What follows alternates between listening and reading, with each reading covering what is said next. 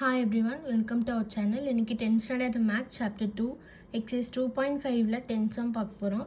In a theater there are 20 seats in the front row and 30 rows were allotted. Each successive row contains 2 additional seats than its front row. How many seats are there in the last row? என்ன கேக்குறாங்கன்னா first rowல வந்து 20 seats இருக்கு. அது மாதிரி 30 rows வந்து allot பண்ணியிருக்காங்க. இது மாதிரி 30 rows இருக்கும். Then each successive row contains 2 additional seats than its first row.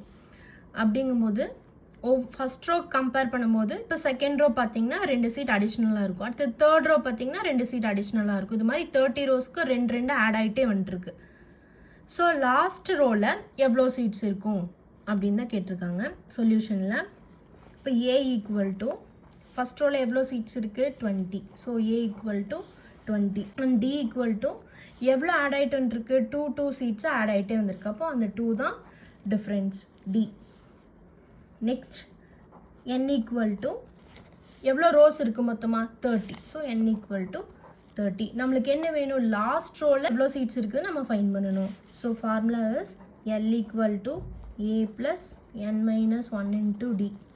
So substitute பண்ணுங்கள். ஏக்கு பதிலாக 20, N is 30, so 30 minus 1, D is 2.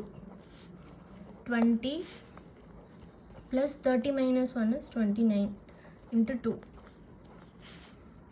So 20 plus 29 into 2, 58. So 78 add பண்ணோம். ஸோ லாஸ்ட் ரோவில் நம்மளுக்கு 78 seats இருக்கும். So the answer is 78 seats.